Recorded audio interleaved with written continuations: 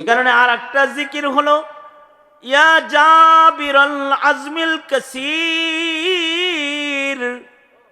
ও হাড্ডি জুরা লাগানে ওয়ালা আল্লাহ,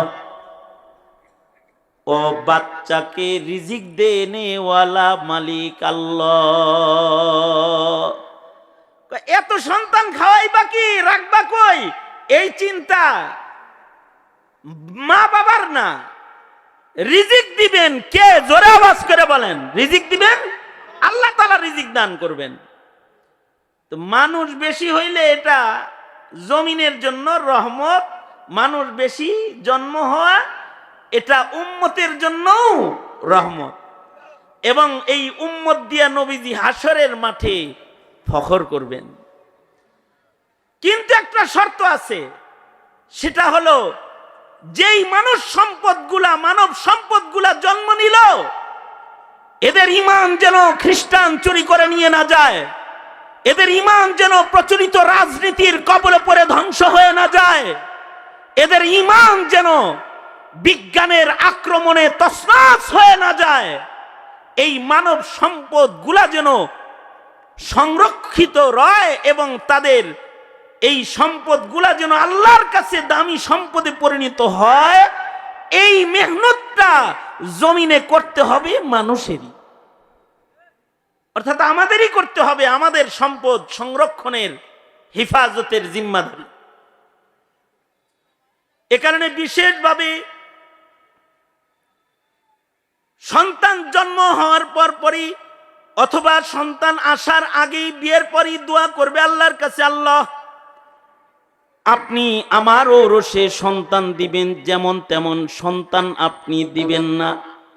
ওগো আল্লাহ, আমাকে আপনি এমন সন্তান দান করেন, আমাদের প্রজন্মে এমন মানুষ আমাদের আপনি দান করেন যে সন্তানগুলা আমাদের জন্য চোখের শীতলতা হবে। আল্লাহ তাআলা ইবাদুর রহমান, রহমানের গোলামদের গুণ বর্ণনা করতে গিয়ে একটা গুণ এটাও বলেছেন, ওই মা বাবা আল্লাহর কাছে পছন্দের মা বাবা যারা তাদের ঔরসে আল্লাহর পছন্দের বান্দা চায় আর বলে, ওগো আল্লাহ আপনি আমাদের ঔরসে আমাদের বিবিদের থেকে এমন সন্তান আমাদের দান করেন যে সন্তান আমাদের চোখ শীতল হয়, এমন সন্তান আমাদেরকে দান করেন যারা নেকির কাজ, নেককারদের সর্দার হয়। ওই সন্তান দিয়ে লাভ নাই যে সন্তান চাঁদাবাজ, যে সন্তান জেনাকার, যে সন্তান মিথ্যেবাদী, যে সন্তান চরিত্র নষ্ট, যে সন্তান সমাজ নষ্ট করে, যে মানুষটা রাষ্ট্র নষ্ট করে। এমন সম্পদ মানব সম্পদ নয়, এরা হলো মানব বিধ্বংসকারী বস্তু, যে মানব সমাজকে এরা ধ্বংস করে দেয়। মানব সম্পদ এটা তো দামি সম্পদ। এইটা একটা দামি মানুষ একটা জাতি আর গোষ্ঠীকে শান্তি দিয়ে দেয়, একটা ভালো মানুষ। আর মানুষটা যদি খারাপ মানুষ হয় তাহলে গোটা জাতিকে অস্থির বানায় ফেলায়, যেমন শেখ হাসিনা গোটা জাতির অস্থির বানায় ফেলায় দিছিল। শেষ পর্যন্ত আগস্টের জুলাইয়ের গণবিপ্লব হয়েছে, মানুষ বাঁচার জন্য, শান্তির জন্য শিক্ষাঙ্গন থেকে পড়াশোনা ছেড়ে দিয়ে ছাত্ররা পর্যন্ত রাজপথ দখল করেছে। টেকনাফ থেকে তেতুলিয়া ছাত্ররা বুলেটের সামনে দাঁড়ায় গেছে যে দেশের মানুষের শৃঙ্খলা শান্তি নষ্ট হতে দেব না, এই জগদ্দল পাথরকে মাথার উপর থেকে সরাইতে হবে। এই আন্দোলন করেছে এবং তারা জীবন দিয়েছে। জীবন দিয়ে শেষ পর্যন্ত হাসিনার একটা মানুষ হাসিনার উৎপাত থেকে রক্ষার জন্য উপায় খুঁজেছে। কারণ একজন মানুষও কখনো কখনো জাতিকে অশান্ত করে দেয়। সে মানুষটা যদি অমানুষ হয়ে যায়, সে মানুষটা যদি খুনি হয়ে যায়, সে মানুষের কাছে যদি মানুষের রক্তের মূল্য না রয়, সে মানুষটা যদি জালেম হয়, সে মানুষটা যদি জমিনের মানুষের কল্যাণকামী না হয়, সে মানুষটা যদি জমিনের মানুষের স্বাধীনতাকে কারোর কাছে বিক্রি করার মানসিকতার মানুষ হয়, সে অশান্তির কারণ হয়। আর যদি মানুষটা একটা ভালো মানুষ হয়, তাহলে ভালো মানুষের দ্বারায় জগৎ শান্তি পাওয়া যায়।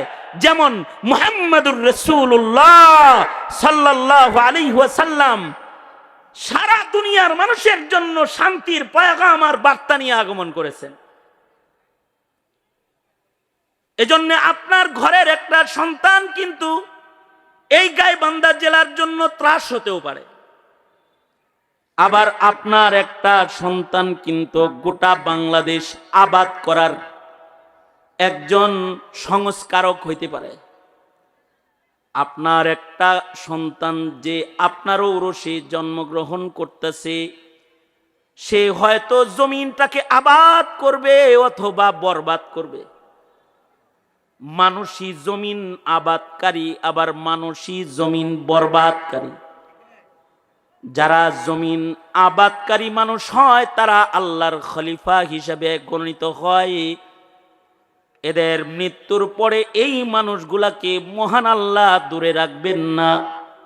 এই মানুষগুলাকে মহান আল্লাহ আল্লাহর জান্নাতে আল্লাহর কাছে জায়গা দান করবেন। সুবহানাল্লাহ। এ কারণে বাপেরা এই বিয়ে করছেন কারা কারা হাত তোলেন তো।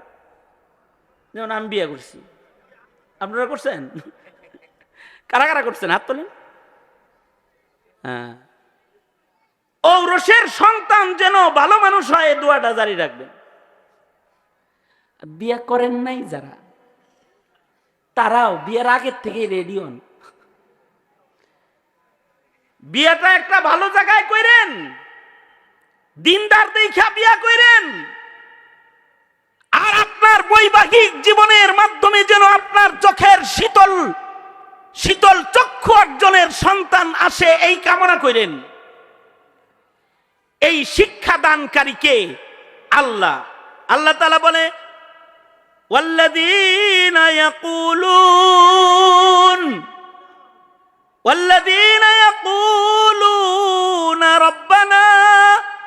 রব্বানা হাব লানা মিন আজওয়াজিনা ওয়া যুররিয়াতিনা কুররাতা আ'য়ুন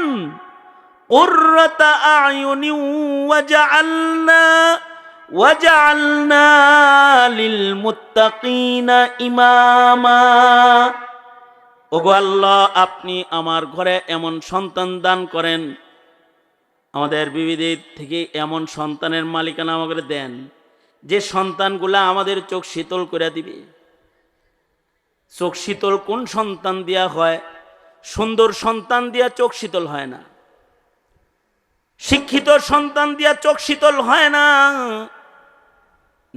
নেতা অনেক বড় নেতা সন্তান দিয়া চোখ শীতল হয় না, কোটি কোটি টাকার মালিক সন্তান দিয়া চোখ শীতল হয় না।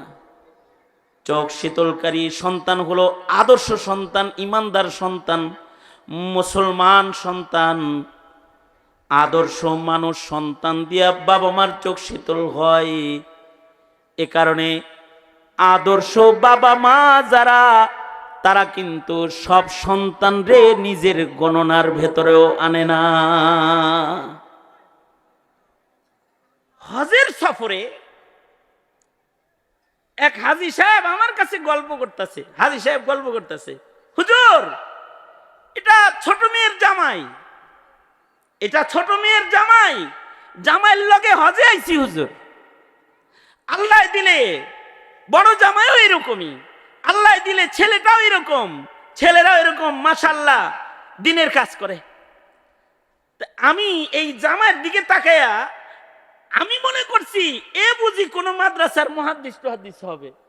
আমি জিজ্ঞাসা করলাম, ভাই খেদমত কোন মাদ্রাসায়, মানে আপনি কোন মাদ্রাসায় পড়ান? হে কয় আমি হুজুর ইঞ্জিনিয়ার। কি কইছে? হ্যাঁ স্যার হইছেন কে? কথা কন আমার লগে, তাহলে বুঝবো যে বুঝতেছেন। কি কইতেছে? আমি একটা ইঞ্জিনিয়ার মানুষ।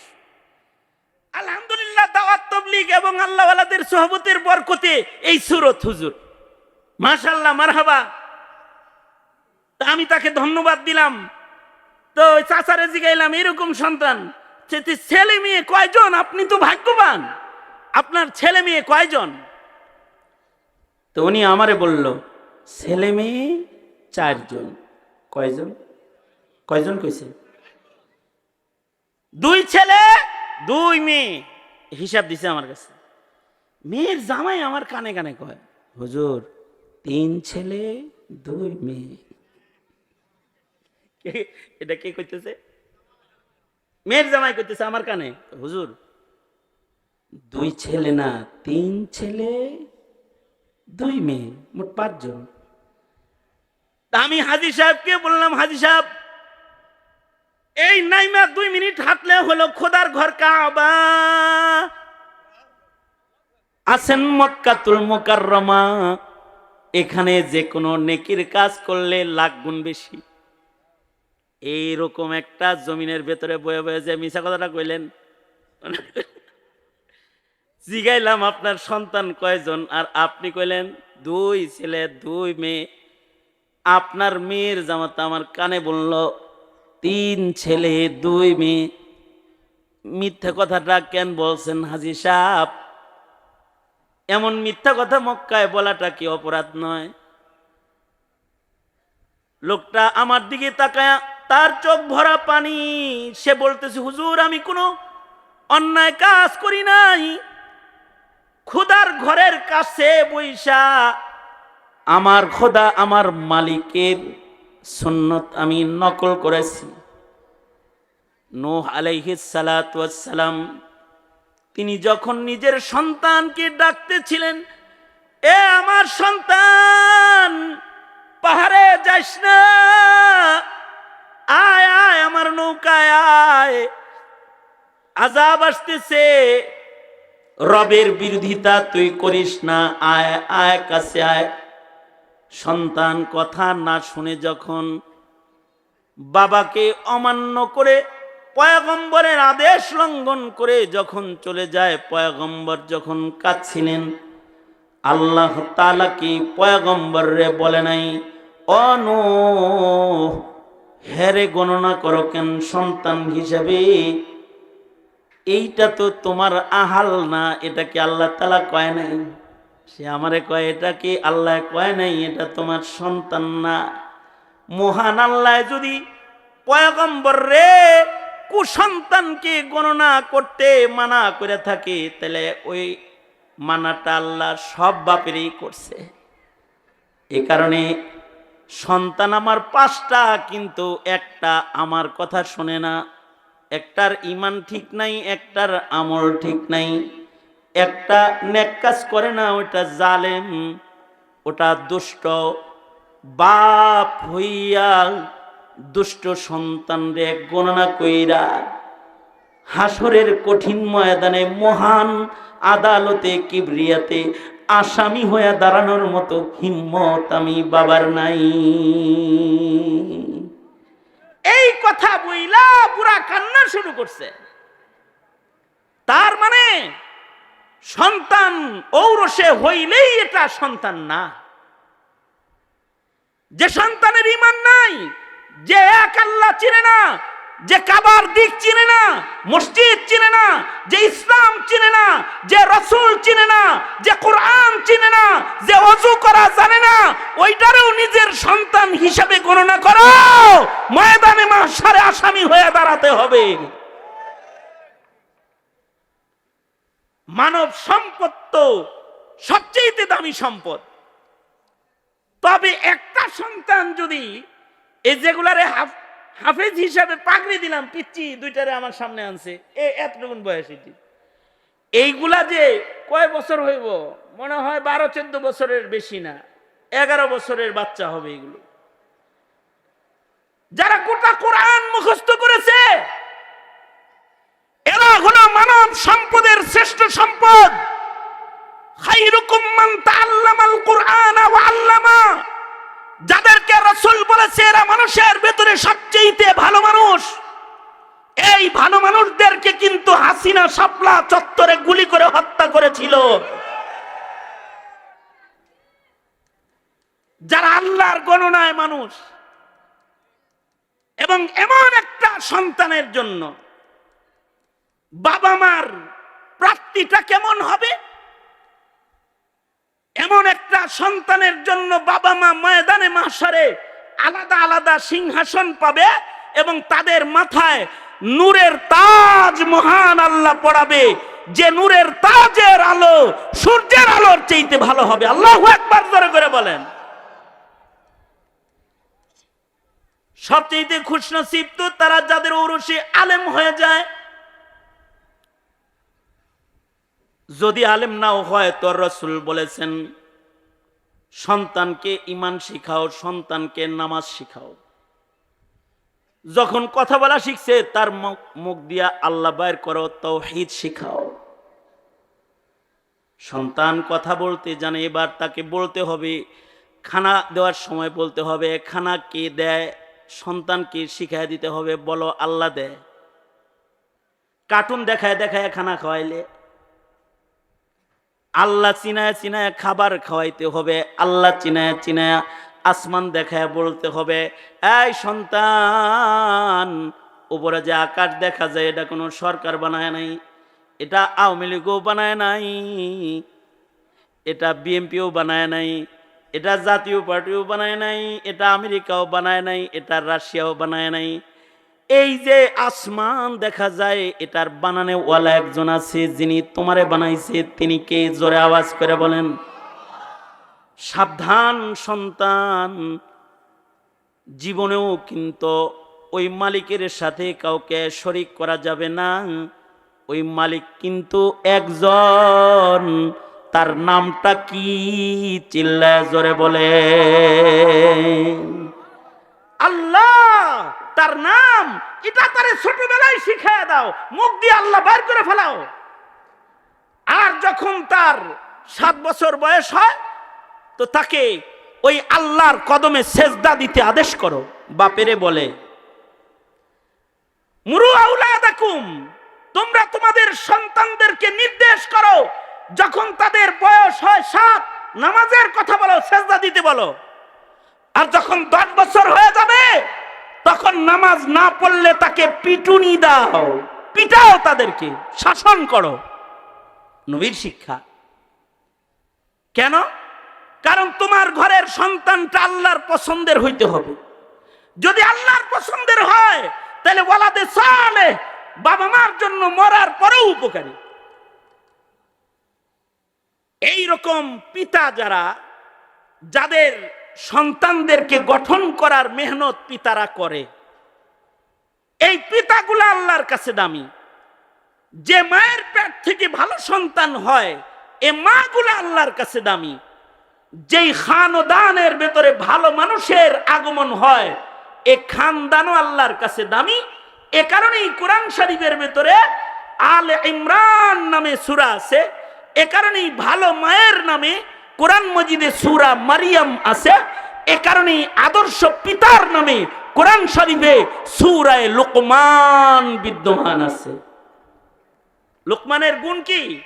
লুকমানের গুণ হলো লুকমান তার সন্তানকে ঈমান শিখাইছে।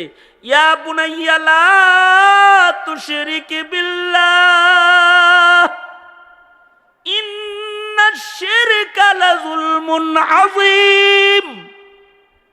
এই সন্তান শরীক করবা না, আল্লাহর সাথে কাউরে শরীক করবা না। সন্তান রে এটা যদি শিখায় দেন তাহলে সন্তান কোনোদিন বলবে না যে ক্ষমতার উৎস জনগণ, এটা বলবে না। সন্তান রে যদি তাওহীদ শিক্ষা দেন তাহলে সন্তান বলবে ক্ষমতার মালিক কে? আমেরিকা ক্ষমতার মালিক, রাশিয়া ক্ষমতার মালিক, ভারত ক্ষমতার মালিক। ক্ষমতার মালিক কি মানুষ? ক্ষমতার মালিক কি জনগণ? ক্ষমতার মালিক কে? জোরে আওয়াজ করে বলেন। দ্বিতীয় কাজ হলো সন্তানকে ইবাদত শিখাও, আল্লাহর ভয় দেখাও, আল্লাহর ভয়। এই নামাজ না পড়লে দোজখে যাবি, নামাজ না পড়লে কবরের আযাব ধরবো, এগুলো বলো সন্তানকে। আমরা সন্তানরে বাঘের ভয় দেখাই, বিলাইয়ের ভয় দেখাই। খানা খাওয়ানোর সময় বিড়াল ডাকে, এই মেয়াও ডাক দিব কিন্তু। কি কয়? এই এই আতু আতু, এ বাগাইলো বাগাইলো, এগুলো বলে। তার মানে ছোট্ট বাচ্চাকে বাঘের ভয় ঠিকই দেখাইতেছে, বিড়ালের ভয়ও দেখাইতেছে। এই ভূতাইলো ভূতাইলো, খা খা খা খা, ভূতাইলো, ভূতের ভয় দেখাইতেছে। কিন্তু এ সন্তান এমএ পাস করেছে, তাকে আল্লাহর ভয় দেখায় নাই, আল্লাহর ভয় দেখায় নাই। কেন? সন্তানকে আল্লাহর ভয় দেখাও, আদর্শ পিতার খাতায় নিজের নাম নাও। সাহাবায়ে কেরাম সন্তানদেরকেও নবী প্রেম শিখাইছে। আমাদের বুড়া হয়ে যায় সন্তান, ওরা নবী প্রেম চিনে না। শেষ বেলায় তবলিগের মানুষদেরকে ঘরে ঘরে যায় দাঁড়ায় থাকতে হয়, গাছতে যায় না, যায় দাঁড়ায় থাকে, একটু নবী প্রেম শিখাইবার লেগা, আল্লাহর প্রেম শিখাইবার লেগা। আমরা আমাদের সন্তানকে মার্কার প্রেম যতটা শিখাই, দলের প্রেম যতটা শিখাই, নবীর প্রেম অতটা শিখাই না। যদি আমরা নবীর প্রেম আমাদের সন্তানদেরকে শিখাইতে পারতাম, তাইলে কাদিয়ানীরা আমাদের সন্তানের ঈমান নিতে পারতো না, নাস্তিকরা আমাদের সন্তানকে নাস্তিক বানাইতে পারতো না, বেঈমানরা আমাদের সন্তানকে দ্বীনহীন বানাইতে পারতো না। যদি আমরা শিক্ষা দিতাম। আমরা তো শিক্ষা দেই না। এই শিক্ষাগুলো এদেশে দাওয়াত ও তাবলীগ দেয়। মানুষের হৃদয়ে নবী প্রেমের বীজ বপন করার জিম্মাদারি এদেশের পীর মাশায়েখরা আদায় করে। এই দেশে ওয়াজ আর নসিহতের মাধ্যমে মানুষের হৃদয়ে ঈমান প্রবেশ করানোর মেহনত করা হয়। এ কারণেই যারা ইসলামের দুশমন, তারা ওয়াজেরও দুশমন, হক্কানি পীরেরও দুশমন। এরা বাতিল পীরকে শেল্টার দিলেও হক্কানি পীর মাশায়েখদের উপরেও তাদের অত্যাচারকে তারা জারি রাখে। এই তো হালাত। এইভাবে করে যদি মানব সম্পদ নষ্ট হয়ে যায়, স্বাধীনতাও রক্ষা হবে না। মানব সম্পদ নষ্ট হয়ে গেলে দেশের শান্তি শৃঙ্খলা রক্ষা হবে না। কম আজ কম প্রজন্মকে ঈমান শিখাইতে হবে, ইবাদত শিখাইতে হবে, আল্লাহর গোলামি শিখাইতে হবে। যদি আল্লাহর গোলামি শিখায়া একটা সন্তান দুনিয়ায় রাইখা কোনো বাবা মা কবরে চলে যায়, বাবা মা অন্ধকার কবরে শুয়ে রয়, কিন্তু সন্তানদের নেক কাজের হিস্সা কবরে শুয়ে শুয়ে পায়। রাসূল বলেন, মানুষ যখন মরে যায়, তিন রাস্তায় মানুষের কবরে নেকি যায়। সাদাকায়ে জারিয়া করে গেলে নেকি, যারা মাদ্রাসা করছে কবরে চলে যাবে, মাদ্রাসার নেকির কাজের হিস্সা কবরে যাবে। যারা ইলমের খেদমত করতেছে কবরে চলে যাবে, তাদের ইলমের দ্বারায় যারা উপকৃত হয়েছে তারা আমল করবে, তারা কবরে শুয়ে শুয়ে পাবে। যারা একটা নেককার সন্তান জমিনে রাখা যাবে, একটা নেককার সন্তান রেখে যে পিতামাতা কবরে চলে যায়, কবরে শুয়া শুয়া তারা নেককার সন্তানের নেকির কাজগুলার হিস্সা আর ভাগ কবরে শুয়ে শুয়ে তারা পায়। এ কারণে আল্লাহর কাছে নেক সন্তান সব সময় চাওয়া, সন্তানদেরকে নেক সন্তান বানানোর জন্য দোয়া করা, আল্লাহর কাছে বলতে থাকা, রব্বানা হাবলানা মিন আজওয়াজিনা ওয়া যুররিয়াতিনা কুররাতা আয়ুন ওয়াজআলনা লিল মুত্তাকিনা ইমামা। যদি আরবি মুখে না আসে তাহলে বাংলায় বলবেন, এমন সন্তান দেরে মাওলা, এমন সন্তান দে, কামাই খাওয়ার আশা নাই, মইরা গেলে দোয়া করবে যে। এমন সন্তান দেরে মাওলা, এমন সন্তান দে, কামাই খাওয়ার আশা নাই, মইরা গেলে দোয়া করবে যে।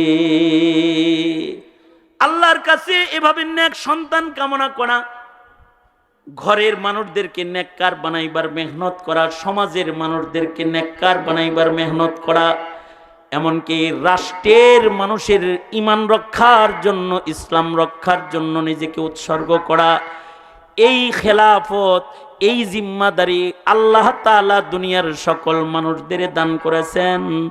মানুষরা হলো মানব সম্পদ, জমিনে রক্ষা করার জন্য এরা হলো খলিফা। সুতরাং এই দায়িত্ব আদায়ে উলামাদের সঙ্গ দিতে তৈয়ার আছেন তো ইনশাআল্লাহ? আলেমরা যেখানে আপনারা সেখানে। কারা কারা বলেন ইয়া আল্লাহ? জমিনে মানব সম্পদ